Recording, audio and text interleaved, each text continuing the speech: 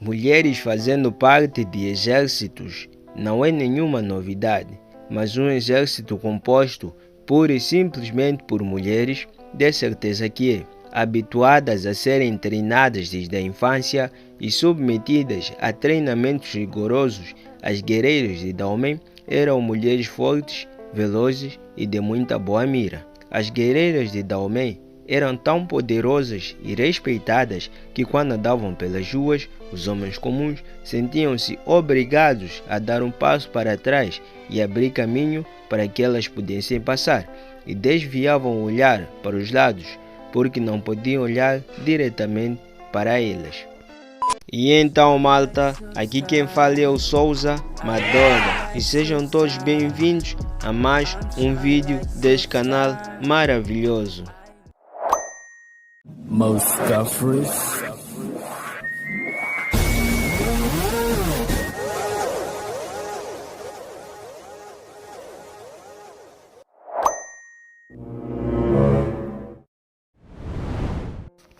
O reino de Dahomey estava localizado geograficamente entre os rios Volta e Níger, região conhecida pelos europeus como a Costa dos Escravos, onde hoje se situa a atual República do Benin.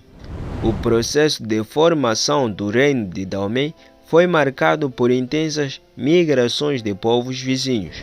No século XVIII, durante o reinado de Hao Webaja, terceiro rei e fundador da capital Abomey, a relação entre o reino e o tráfico de escravos tiveram que ser intensificadas, o que levou a mudanças no cenário social e político na costa ocidental africana.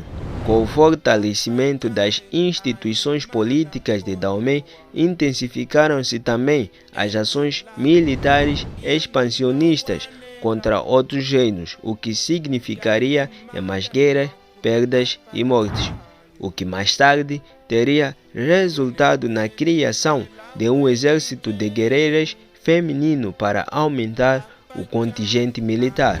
Um dos caminhos explicativos para a militarização de Dahomey foi a relação estreita com o tráfico de escravos, pois havia a necessidade de abastecer esse comércio constantemente, o que resultava em guerras periódicas entre Dahomey e povos vizinhos. A criação de um grupo armado feminino veio atender essas necessidades. Um Estado organizado e centralizado também eram fundamentais para a viabilidade do comércio de escravos, algo que Dahomey apresentou em sua trajetória.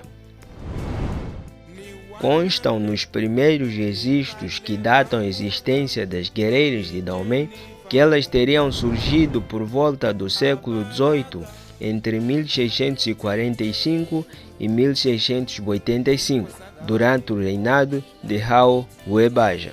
Mas consta também que foi durante o reinado de Agaja, ainda no século XVIII, que foi instituído o treinamento constante dos soldados dahomenianos e o emprego de mulheres nos grupos armados de Dahomey, motivados pela necessidade de ampliar as forças na guerra contra os povos vizinhos, que na época, apesar do exército dahomeniano ser menor, eles possuíam qualidades e conhecimentos de guerra, ou seja, eles superavam os demais em estratégias de combate.